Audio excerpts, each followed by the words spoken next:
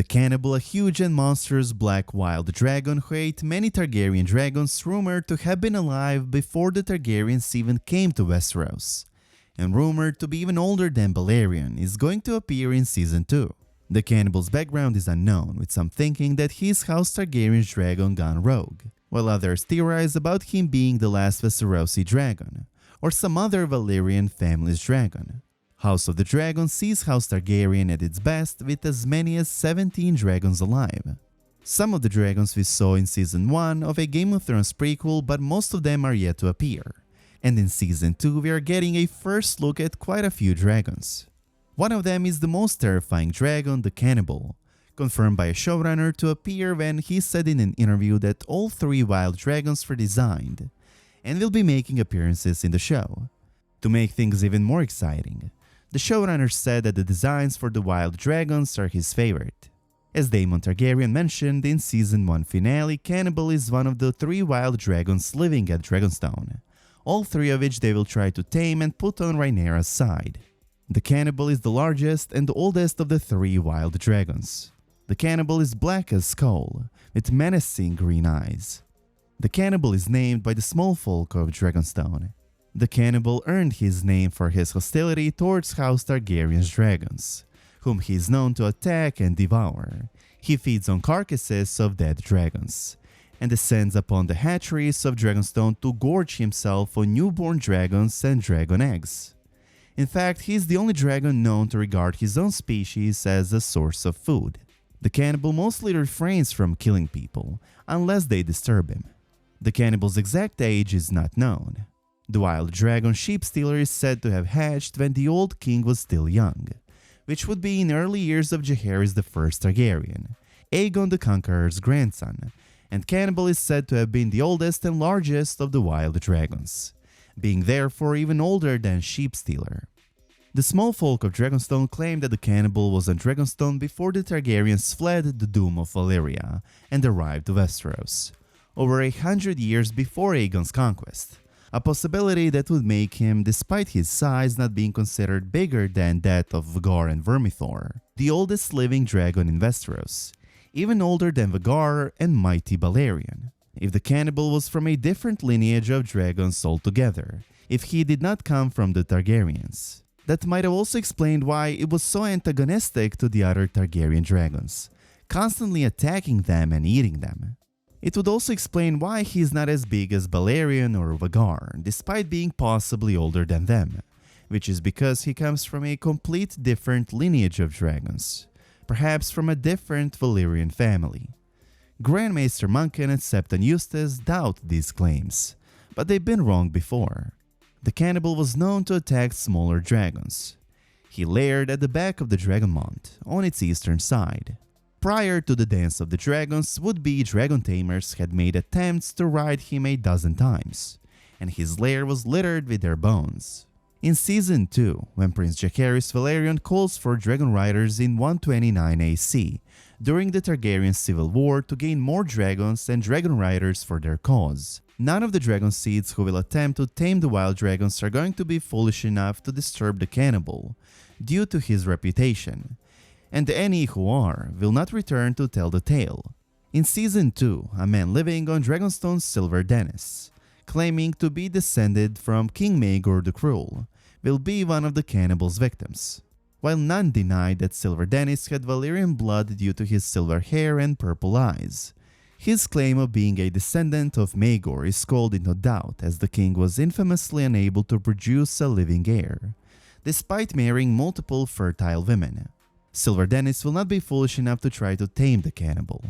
Instead, he will try to master Sheepstealer, but the dragon will tear off his arm. As his sons struggle to staunch his wound, the Cannibal descends on them, drives off Sheepstealer, and devours Silver Dennis and his sons. In 130 AC, when the carcass of a dragon grey ghost is discovered at the Dragonmont's base, burned and broken, torn apart and partially devoured, Dragonstone's castellan Sir Robert is quick to name the Cannibal as the killer, although in truth it was actually Sunfire. Some fisherfolk begin to worry that the dragon would attack them as well, and urge Sir Robert to send knights to kill the Cannibal. He refuses, reasoning that if they left the dragon alone he would not bother them, and forbids fishing in the waters to the east of the Dragonmont, where Grey Ghost's body had been found. However, Lady Baela Targaryen, Daemon's daughter, is not satisfied with this explanation, and proposes to discover the truth herself, as she has no fear of the cannibal and her dragon Moondancer, in her opinion, could outfly him. But Sir Robert stops her from taking the risk, and confines Baela to her chambers. The cannibal is one of a very few dragons that survived the Dance of the Dragons. In 132 AC, it's said that during the burial at sea of Lord Corlys Velaryon, the cannibal takes swing and flies to salute the deceased sea snake. However, Archmaester Gildane notes this may be a later embellishment of the story, since the cannibal would be more likely to eat the corpse than to salute it. Sometime after the end of the Targaryen civil war, the cannibal will vanish, likely due to his food disappearing, as Cannibal was only eating Targaryen dragons, hatchlings, and dragon eggs. Since most of the House Targaryen's dragons are killed during the Dance of the Dragons, Cannibal has to look for food somewhere else. Out of all dragons, I'm most excited to see the Cannibal in Season 2 of House of the Dragon, and it's confirmed that we will see him. Now that you know everything about the Cannibal, let's take a look at a few theories surrounding this legendary dragon. There are many theories about the Cannibal, and even though I personally believe that he comes from a different lineage of dragons from a different Valyrian family, and not from the Targaryens, there's a theory that he is the dragon that was supposed to be Maegor the Cruel's. Theory states that the Cannibal is Maegor's hatchling, and that he rejected Cannibal because he wanted Balerion, not a newborn dragon. There is, I have to admit, something about destructive behavior of the two that makes a good parallel. It does seem fitting with Maegor's brutality and arrogance that he would not want a weak and small newborn dragon and would only ride Balerion. Just the idea of having a dragon would be amazing. No one besides the Targaryens have them. But that was not enough for Maegor. He needed the best of the best. While there are a few things that make this theory attractive, I just don't buy it, since there's something that contradicts it, and even disputes it in George R.R. Martin's book Fire and Blood. In there, George wrote that Rhaenyra Targaryen started the whole cradle egg thing, in which a baby Targaryen is given a dragon egg and put in its cradle. So if it's explicitly stated by George R.R. Martin in his History of House Targaryen book that Rhaenyra Targaryen is the one who started this tradition, then it disputes the theory that the cannibal is Maegor the Cruel's hatchling. Neither Aegon the Conqueror, Rhaenys Visenya Aenys, Maegor, Rhaenyra, nor Aegon rode a dragon they hatched from a dragon egg, nor was a dragon egg given to them when they were babies. They all claimed grown dragons. Another theory about the cannibal is that he is the last Westerosi dragon, and did not come from the Targaryens nor the old Valyria. George R. R. Martin wrote this in the World of Ice and Fire book. Yet if men in the shadow had tamed the dragons first, why did they not conquer as the Valyrians did? It seems likelier that the Valyrian tale is the truest, but there were dragons in Westeros once long before the Targaryens came, as our own legends and histories tell us. If dragons did first spring from the 14 flames, they must have been spread across much of the known world before they were tamed. And in fact, there's evidence for this, as dragon bones have been found as far north as Ib, and even in the jungles of Sothorius. But the Valyrians harnessed and subjugated them as no one could. George R. R. Martin makes it clear that dragons existed and once inhabited Westeros long before Targaryens came. But they were wild dragons, and no one could tame them. Cannibal is said by the small folk to live in Dragonstone before the Targaryens came. So could he be the last Westerosi dragon? Is that why he's attacking House Targaryen's dragons and using them as his source of food? And is that why he remains a wild dragon? Is that why his size differs to Targaryen dragons even though he's supposed to be older than all of them? Perhaps. Perhaps he is the last Westerosi dragon. The theory I find most plausible for the cannibal is that he is a Valyrian dragon, but not of House Targaryen, but rather some other Valyrian family, hence why he sees House Targaryen's dragons as enemies, and even potential threats. And that's why he's killing and eating so many House Targaryen's dragons, hatchlings, and dragon eggs.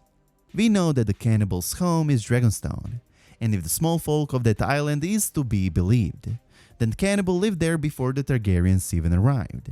You might wonder, how is it possible for a Valyrian dragon outside House Targaryen to be on Dragonstone? Aren't they brought there by the Targaryens themselves? Well, let me remind you that Targaryens were not the first Valyrians to come or live on Dragonstone. 2 centuries before the Doom and way before the Targaryens came to Dragonstone, Valyrians took possession of the island and built a castle upon it, which became the westernmost outpost of the Valyrian freehold. Only 12 years prior to the Doom of Valyria, Rhaenyra Targaryen, the head of House Targaryen, relocated his family, their 5 dragons and all of their wealth to Dragonstone, after his maiden daughter Daenerys the Dreamer predicted the destruction of the Valyrian freehold. So for almost 2 centuries, other Valyrians inhabited Dragonstone, and in my opinion the Cannibal belonged to one of those Valyrian families, and either stayed on Dragonstone because his owner died, or was a newborn dragon who was never claimed, or even more likely the Cannibal was a dragon egg left behind by a Valyrian family who once inhabited Dragonstone. That would explain why the small folk of Dragonstone claimed the Cannibal lived there even before the Targaryens came. It would explain why he's targeting the eggs and newborn dragons, because he knows it comes from a different lineage of dragons, and is being territorial.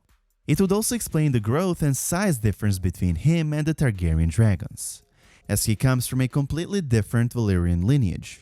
Whether a House Targaryen dragon gone rogue or last Westerosi dragon or some other Valyrian family's dragon, one thing is certain: the Cannibal is one of the most interesting dragons, and he will appear in Season 2 of House of the Dragon. Let me know your thoughts about the Cannibal in the comment section down below. And as always, I hope you guys enjoyed this video, and if you did, please give it a big thumbs up, and I hope to see you in the next one.